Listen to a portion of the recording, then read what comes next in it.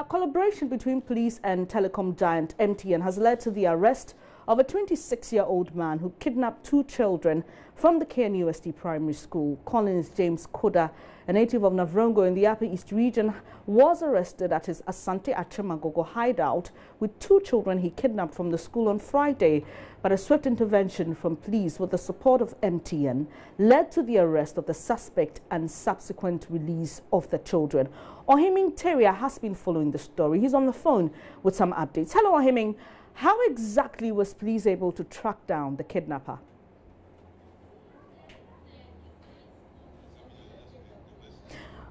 Well, before we hear from Ohiming, we've been speaking to the police in the Ashanti region on this particular case. And they were able to locate the kidnapper for us, that he was at the Bodomasi, and we proceeded to Bodomasi. We were informed the kidnapper and then the kids came there and then slept in a hotel overnight. And the next morning, they left the place. And so we contacted MTN again, and then they were able to tell us that they've moved to Agogo. And with the description that we had, we were able to go to some of the hotels, and then we were able to locate the kidnapper and then the 2 kids. So we were able to rescue them.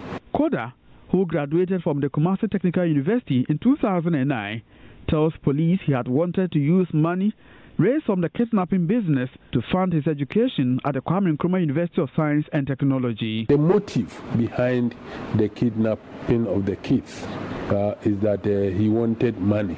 The parents will have to send their kids to hospital for them to be examined. Parents should be very careful. They have to also warn kids that they should not respond to any stranger. So you heard from the police on that particular incident. Ohiming Teria joins us on the line. And Ohiming, we've just heard a bit of how police was able to track down the kidnapper. But how exactly did MTN assist in this arrest? Thank you, Benny. First, MTN assisted police in getting to the exact location of the suspect. Because his MTN line was active and he has been transacting business on the MTN line, MTN monitored his movement with the support of their cell site. First, MTN told police the suspect and the children were first at Bodomasi. And when police got to the scene, the suspect had then left the scene with the children to another location. And when police also got in touch with MTN, MTN told police the exact location, specifically in Asante Achim Agogo, in the Asante Achim North district. So that is how come MTN assisted police in arresting the 26-year-old former graduate of Kumasi Technical University. Ohiming, help us understand from where he picked the kids to Asante Achemagogo. What's the distance? It's a bit far. First, the children were picked at the KNUST campus right after school. From the KNUST primary school, and to police.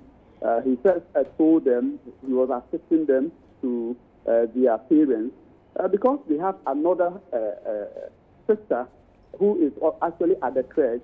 The children have moved from the primary school to the crèche, which is about just 10 meters apart. So he picked them from KNUST and led them all the way to Kumawu, Bodomasi, more than 50 kilometers in between the line where he sent them to. So it's not that between Kumawu and KNUST it's just a stone throw, but it's a bit far. Ohiming, how old are these kids he kidnapped? The oldest among them is 9 years, and then the other one is 7 years. So the male child is 7. And then the male child is 9 and the female is 7. So these are the kids who were picked right after school when they were going to the crèche to take their sister home.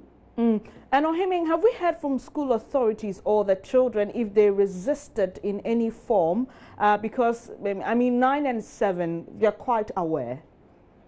For the children, it's interesting how they cooperated with the man because first, the man told them he was sending them to their mother, and even on the way, bought some drinks for the children. And according to the police, when they got to Kumaru, for instance, he bought new clothes for the children.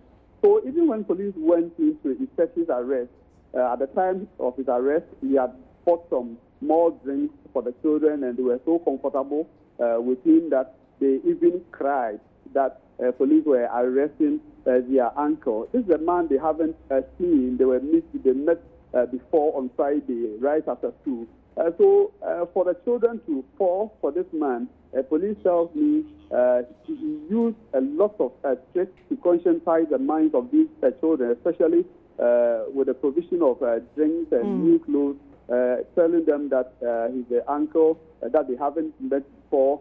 And coincidentally, the mother also had told them about an uncle that they haven't seen before. So they were they moved with him along that line until his arrest. Finally, Ohiming, have we heard from the children? How are they doing today, and what has the family been saying? That's if they've been talking at all. Yes, they are in good condition. On Friday, they reunited with their parents.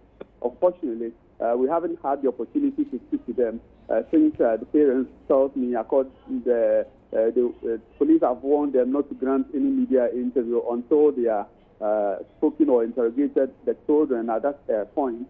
Then they can equally speak to us. But when I saw them, they were healthy, and they have been playing around. They seem not to be bothered by the whole incident.